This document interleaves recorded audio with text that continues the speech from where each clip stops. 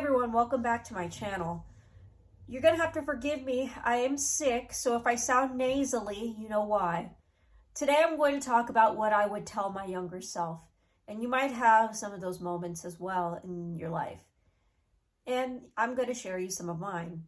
Before we get to the content, please be sure to like this video, subscribe so you can get more content in oil and gas and professional development topics, and please be sure to comment on the video below on the YouTube platform so I can incorporate your feedback into future videos.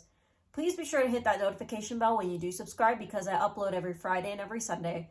Every Friday is a professional development topic, and every Sunday is a technical review. Well, let's get to the content. On March 18th through SPE, I was featured in an interview talking about various questions about my networking, my career trajectory, etc. But there was a particular question that I realized I wanted to make a video out of because there were more components to this answer than how I answered the question. The question was, what would you tell your younger self? And I gave an answer which I was satisfied about, but I realized there were so many other things that I would tell my younger self.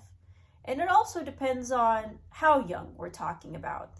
So in the context of this video, I will talk about before I entered the oil and gas industry, around 17 to 18 years old.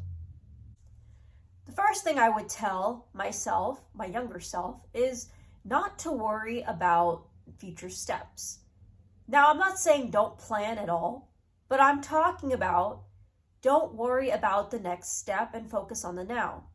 Being more mindful about the present is very key in order to finish your task accurately and successfully.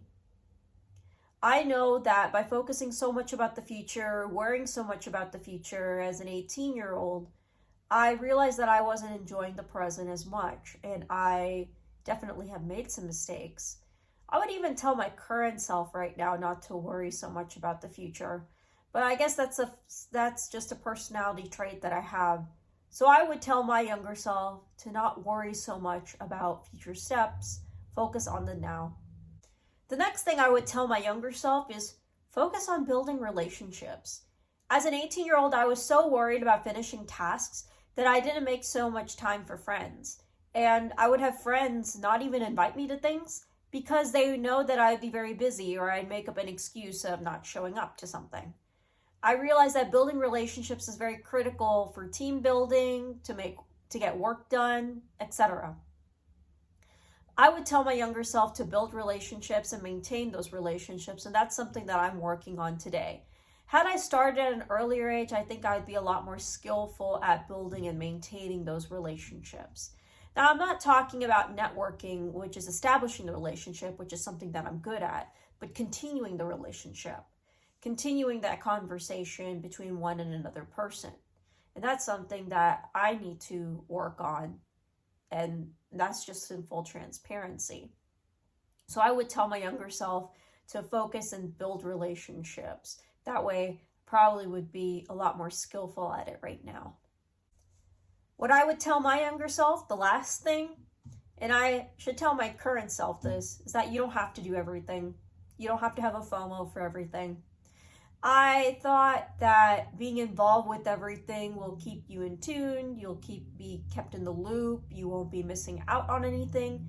But I realized that there's a diminishing rate of return whenever you attend so many events or overcommit to so many things. I would tell my younger self to not have as much FOMO, and maybe I won't have as much FOMO for every single event that is out there and every single class that I had to take. And I have a funny story to mention here. When starting my MBA, I was debating with my husband whether to take 2 or 3 classes. And my husband literally had to set me down and said, Yoshi, you have a full-time job.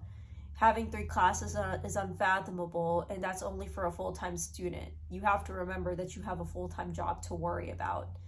He really kicked me in reality and made me realize that I didn't have to have a fear of missing out, which is why I said FOMO all the time for those that are for my viewers that are in different generations or that are a lot more seasoned than I am. I don't have to have as much of a fear of missing out of everything, and it's great to have so much energy. It's great to invest yourself and to test your bandwidth sometimes, but know that focusing on a few things will generate a lot more quality than having lower quality outputs on many things.